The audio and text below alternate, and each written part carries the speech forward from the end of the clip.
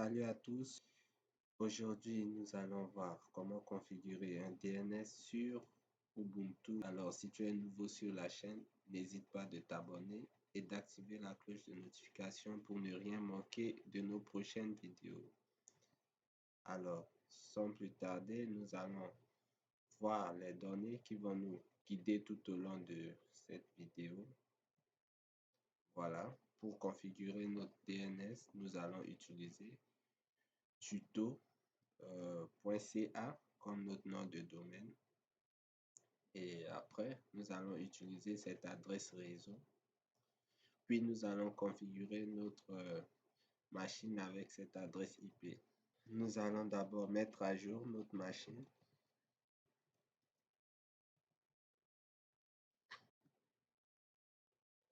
Voilà, maintenant que notre machine est à jour, nous allons télécharger les paquets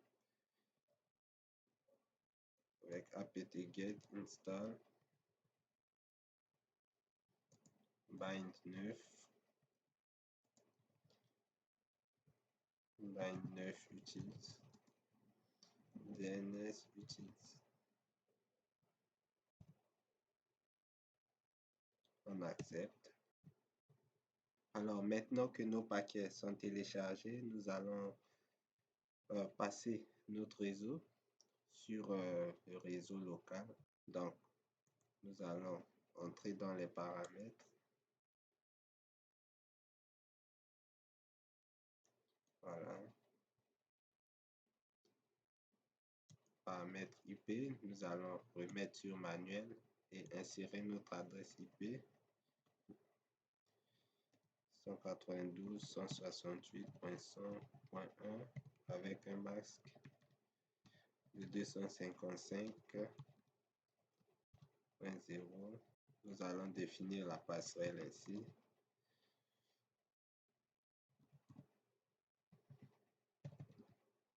.254 et nous allons mettre le DNS avec notre adresse IP.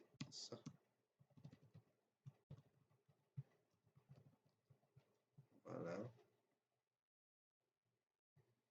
Nous pouvons décocher cela et appliquer notre modification. Nous avons qu'à désactiver l'interface et réactiver. Alors, vérifions un peu pour voir si notre adresse IP a bien été prise en compte. Voilà, nous pouvons voir ici que maintenant nous avons l'adresse IP 192.168.101. Nous allons éditer le fichier host, vim etc host. Nous allons mettre là notre adresse IP 192.168.100.1 et là nous allons mettre notre nom de domaine qui est tuto.ca. Échappe 2.wq pour sauvegarder et quitter. Maintenant, nous allons nous positionner dans le dossier de notre configuration qui est etc bind. Nous allons faire un ls pour voir les fichiers. Alors, pour la configuration locale, nous allons utiliser ce fichier pour notre configuration locale. Donc, nous allons l'ouvrir avec un éditeur de texte. Vim name.conf.local. C'est ici que nous allons déclarer nos zones. Nous allons d'abord commenter zone directe. Alors, ce sera zone tuto, notre domaine.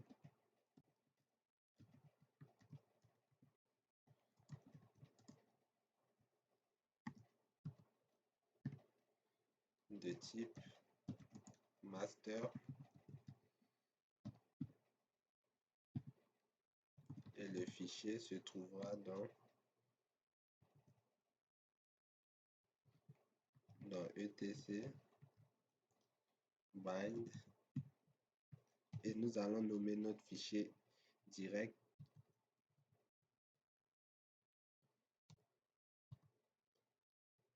Puis nous fermons. Ici, notre zone inverse.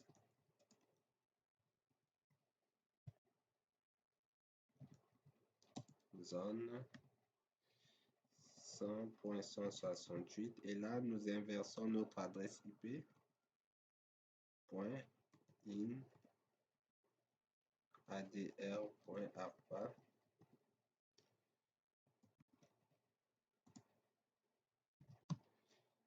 qui a aussi un type master et le fichier s'appellera, il se trouvera d'abord dans etc bind et nous allons le nommer reverse pour notre fichier inverse, sans oublier les routes.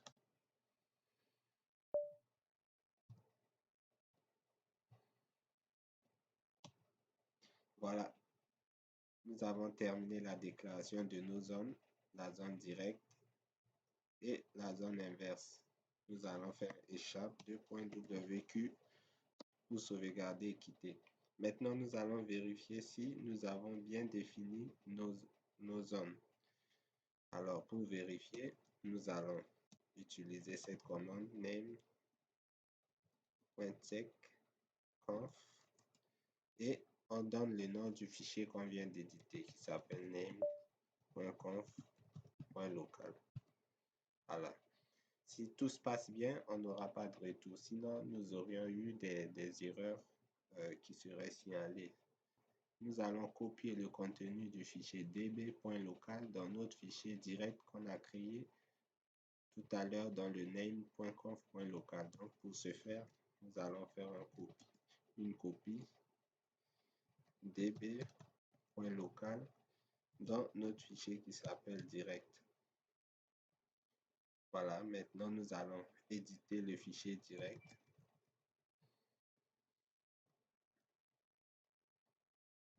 Là, nous passons en mode insertion avec i. Nous allons supprimer le localhost geek guru point notre domaine tuto.ca.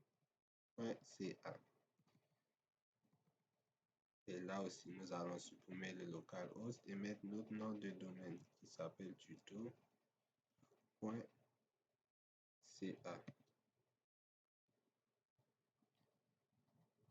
Alors, nous allons descendre ici, supprimer le localhost. Notre hostname s'appelle geekguru et maintenant notre domaine tuto.ca. Et là, nous allons mettre notre hostname guru. Nous allons décaler un tout petit peu.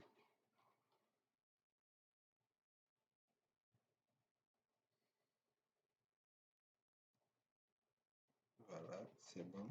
Et donc, nous allons renseigner notre adresse IP qui est le 192.168.100.1. Et là, nous allons mettre 3W, une canonical name, cname, et nous allons remettre le geek guru.tuto.ca. Maintenant, c'est bon. Nous allons faire un échappe, sauvegarder et quitter. Donc, nous allons vérifier si notre fichier direct ne comprend pas des erreurs. Pour ce faire, nous allons utiliser cette commande named.check. Cette fois-ci, c'est zone. Et nous allons renseigner notre zone. Notre zone s'appelle tuto.ca.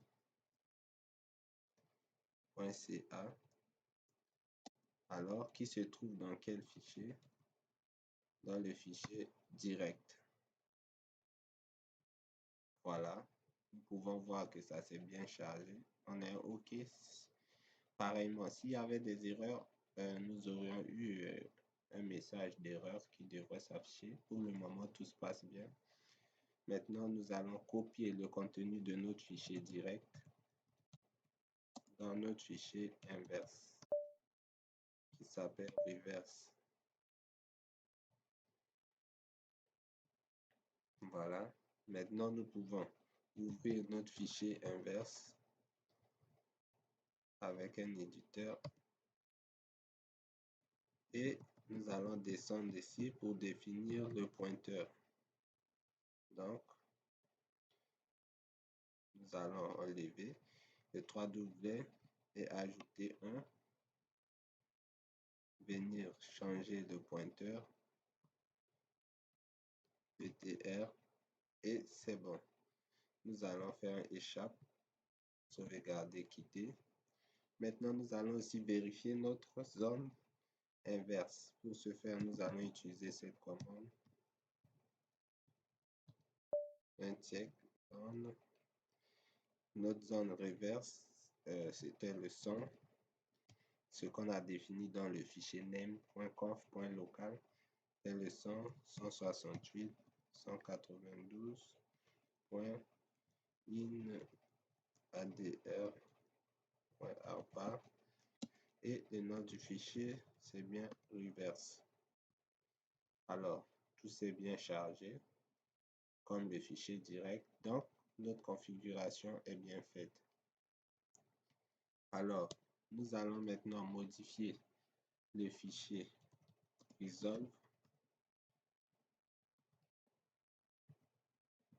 resolve.conf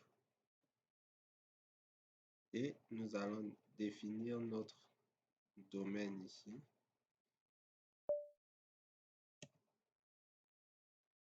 Donc, nous allons mettre le 192 qui est notre adresse IP. Nous allons mettre notre nom de domaine. Voilà. Sauvegarder et quitter. Nous allons redémarrer notre service DNS. Donc, système contrôle. Restart. Name it. Voilà, nous pouvons vérifier les statuts. Si c'est actif. Oui, c'est bon, notre service est bien actif. Donc là, nous allons passer à la phase des tests. Nous allons utiliser la première méthode qui est la suivante avec cette commande name.check conf-z. Voilà, nous pouvons voir ici notre zone directe qui s'est chargée ainsi que notre zone inverse qui s'est aussi chargée. Alors, la deuxième méthode, nous allons utiliser NSLookup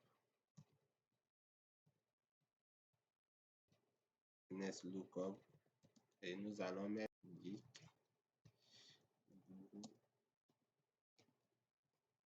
tuto.ca. Voilà, nous avons là notre nom de domaine et l'adresse IP pour dire que ça fonctionne. Alors, nous allons utiliser la dernière méthode, du moins ce qu'on a pour le moment pour tester. Dig any